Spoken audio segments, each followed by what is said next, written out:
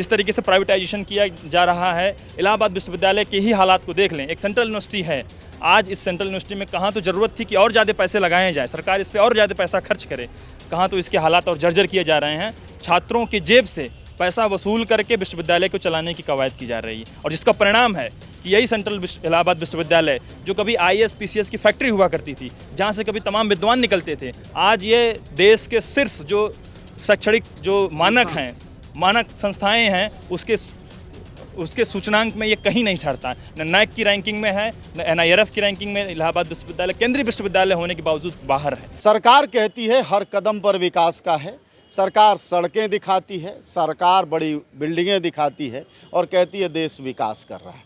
आप युवा हैं, आपको क्या लगता है? देखिए, इनके विकास का जो पैमाना है वो इंसानियत विरोधी है। उसमें मानव इंसानी जज्बात उसकी कहीं कोई जगह नहीं है। इनके विकास में न रोज़गार है, इनके विकास में न सुरक्षा है, इनके विकास में न ही सामाजिक न्याय है। इनका विकास इस देश के कुछ चंद लोगों का, अरबपतियों का, धन्ना सेठों का, उनका विकास है। इनके विकास का पैमाना समझिए अगर, तो इस देश की सुरक्षा व्यवस्था को संभालने वाली सेना की जो नौकरी है वो घट करके 4 साल की हो गई है।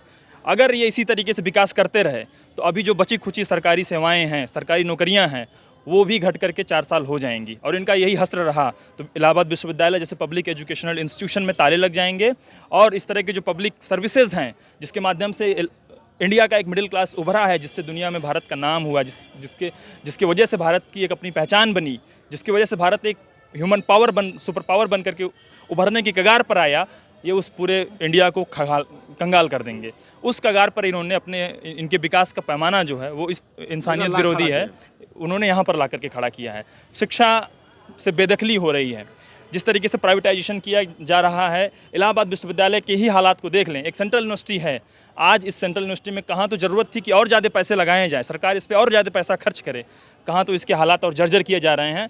छात्रों की जेब से पैसा वसूल करके विश्वविद्यालय को चलाने की कवायद की जा रही है, और जिसका परिणाम है कि यही सेंट्रल इलाहाबाद विश्वविद्यालय, जो कभी IAS PCS की फैक्ट्री हुआ करती थी, जहाँ से कभी तमाम विद्वान निकलते थे, आज ये देश के शीर्ष जो शैक्षणिक जो मानक संस्थाएं हैं उसके सूचनांक में ये कहीं नहीं छाड़ता। न NAAC की रैंकिंग में है, न NIRF की रैंकिंग में इलाहाबाद विश्वविद्यालय केंद्रीय विश्वविद्यालय होने के बावजूद बाहर है। और ये इससे साबित होता है कि इनकी शिक्षा की जो नीति है वो किस तरीके से देश के सार्वजनिक संस्थाओं को बर्बाद करने की नीति है। रोजगार के मामले में आप पाएंगे कि लाखों सरकारी पद खाली पड़े हुए हैं, उसके बावजूद भी युवाओं को आत्महत्या करने के लिए मजबूर होना पड़ रहा है। इससे इस बात का अंदाजा लगता है। रोजगार दे तो रहे हैं बैटरी रिक्शा से, हर शहर में बैटरी रिक्शा, मैं जहाँ जा रहा हूँ वहीं बैटरी रिक्शा। हाँ बिल्कुल, इनके रोजगार का पैमाना ही है कि आप पकौड़ा तलिए। इनके रोजगार का पैमाना ही है कि आप संविदा पर, ठेके पर एक बधुआ मजदूर बन जाइए। इनके विकास और इनके रोजगार का जो पैमाना है वो, इसलिए मैं कह रहा हूँ कि इनके रोजगार का जो पूरा मानक है वो इंसानियत विरोधी है। ये इस देश को बर्बाद करने पर लगे हुए हैं, और इसलिए इस देश के युवा ने ठान लिया है। इनके शासनकाल में महिलाओं पर सबसे ज़्यादा अत्याचार बढ़े हैं। BHU कैंपस में गैंग रेप होता है, और गैंग रेप के जो आरोपी, जो उसमें रेपिस्ट होते हैं, वो रेपिस्ट न सिर्फ इनके बहुत नज़दीकी होते हैं, इनके करीबी होते हैं, नरेंद्र मोदी और योगी की करीबी होती हैं, बल्कि उन रेपिस्टों को 2 महीने तक ये इनकी सरकार संरक्षण दे रही होती है, और वो उन्हीं के संरक्षण पा करके देश के तमाम अलग अलग कोने में घूमते हैं। अभी मास रेपिस्ट इनके समर्थन, इनके द्वारा संसद में भेजे जाने की कोशिश एक मास रेपिस्ट को की जा रही है। यानी महिलाओं के ऊपर खतरा है, दलितों के ऊपर खतरा है, अल्पसंख्यकों को तो सेकंड सिटीजनशिप उनको बनाने की कगार में CA/NRC ला करके लगे हुए हैं। युवाओं के ऊपर खतरा है, शिक्षा के ऊपर खतरा है, और अगर ये रह गए तो संविधान इस देश को ये गर्त में ला देंगे। आप सब जानते हैं कि जनज्वार का खर्च आपके जनसहयोग की बदौलत चलता है। आप भी जनसहयोग में शामिल हों और आज़ाद और स्वतंत्र पत्रकारिता को बनाए रखने के हमारे इस महाअभियान में शामिल हों। हमें इंतजार रहेगा आपके सहयोग का, क्योंकि आपका सहयोग ही हमारी मजबूती का सबसे ताकतवर रास्ता है। धन्यवाद साथी।